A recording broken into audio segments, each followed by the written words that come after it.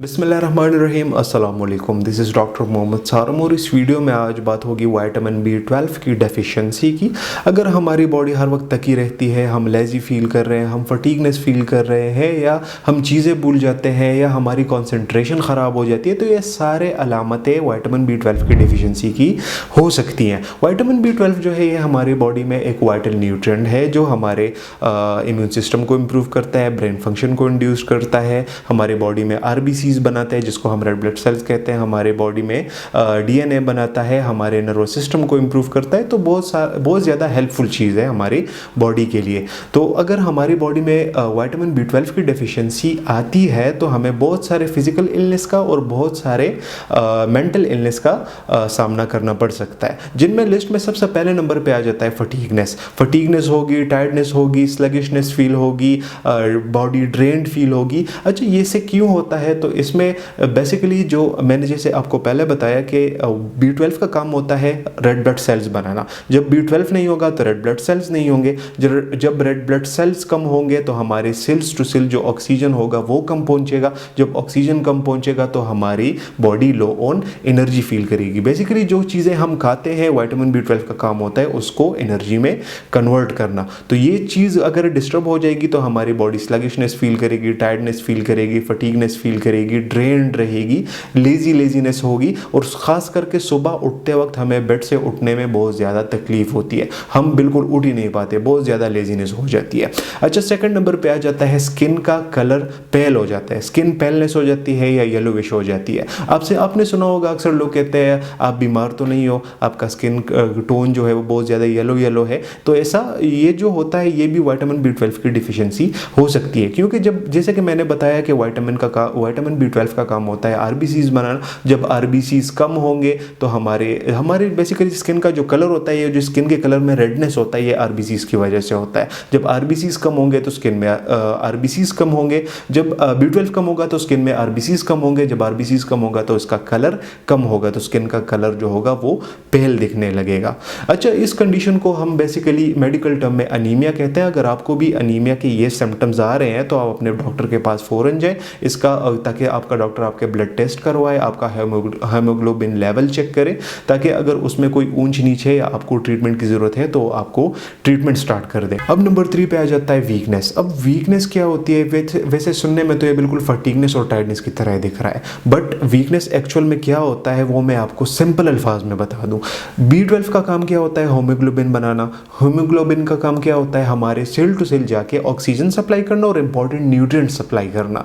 तो जब B12 कम होगा तो हमारे हीमोग्लोबिन कम होंगे, हीमोग्लोबिन कम होंगे तो हमारे जो सप्लाई होगी ऑक्सीजन की और खुराक की वो कम होगी। जब ये दोनों चीज़ें कम होगी तो मसल में वीकनेस आएगी। जब मसल में वीकनेस आएगी तो वो प्रॉपर काम नहीं कर पाएंगे, तो उसकी वजह से हमारे कोऑर्डिनेशन में मसला आ सकता है, क्रैम्प्स आ सकते हैं, स्पाजम्स आ सकते हैं, पेन्स आ सकते हैं। तो ये सारी चीज़ें B12 की डिफिशिएंसी से आ सकती है। और उसमें हमें मसला किन चीज़ों में होगा? तो हमें वॉकिंग, रनिंग, इवन के वॉकिंग या रनिंग या लिफ्टिंग में भी हमें मसला हो सकता है। इवन के हमें टाइपिंग में भी मसला हो सकता है, कीबोर्ड पे टाइप करने में, क्योंकि कोऑर्डिनेशन पूरी हो जाती है। तो ये सारे मसले जो होते हैं ये वीकनेस में आ जाते हैं, और वीकनेस किसकी वजह से आती है? B12 की डिफिशिएंसी के साथ आती है।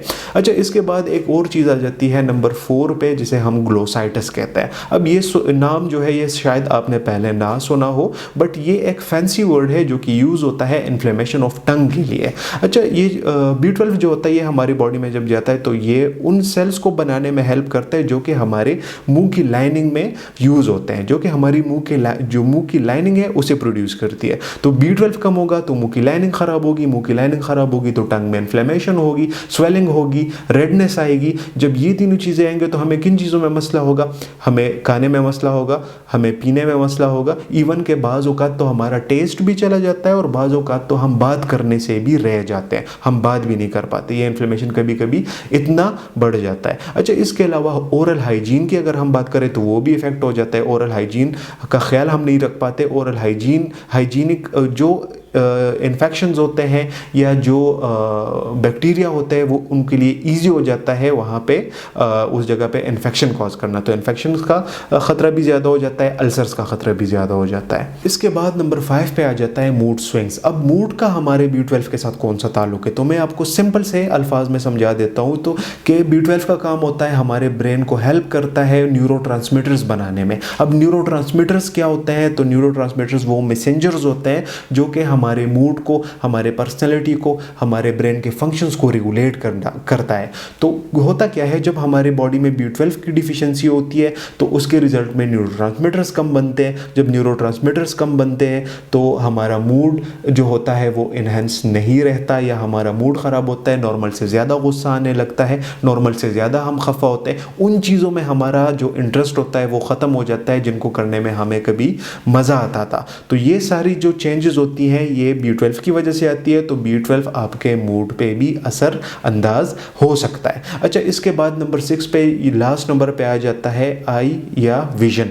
तो इसको कैसे डिस्टर्ब करता है, आपको ये पता भी नहीं होगा कि B12 की डिफिशिएंसी हमारे विजन को डिस्टर्ब कर सकता है। हमारा जो ऑप्टिक नर्व होता है उसको सपोर्ट करता है, अगर B12 कम होगा तो वो डैमेज होगा। हमारा रेटिना जो होगा वो डैमेज होगा। ऑप्टिक नर्व वो नर्व होता है जो कि हमारे आई को हमारे ब्रेन के साथ कनेक्ट करता है। तो जब ये डैमेज होगा तो उससे हमारे विजन के जो मसले होते हैं वो आएंगे। अच्छा, इसके अलावा एक और चीज़ मैं बता दूं, रेटिना क्या होता है। रेटिना वो होता है, रेटिना आई का वो पार्ट होता है जो कि आई के बैक साइड पे रहता है और ये हमारे जो आई पे लाइट पड़ती है उसको इमेजेस में कन्वर्ट करती है। तो जब B12 की डिफिशिएंसी आती है तो इन दोनों में डैमेज आएगा। जब ये दोनों डैमेज होंगी या इन्फ्लेम्ड होंगी तो हमारे डबल विजन आ सकती है, ब्लरी विजन आ सकती है और कभी कभी तो लॉस ऑफ कंप्लीट विजन भी हो सकता है। तो ये सारी चीज़ें अगर मैं और भी बताना चाहूँ तो और भी बताने के लिए बहुत कुछ है, बट अगर मैं बताना चाहूँ भी तो वीडियो बहुत ज़्यादा लंबी हो जाएगी। तो आज की वीडियो बस यहीं तक थी। उम्मीद करता हूँ आपको इन्फॉर्मेटिव लगी होगी। चैनल पर विजिट करने का बहुत बहुत शुक्रिया। See you in the next one. अल्लाह हाफिज़।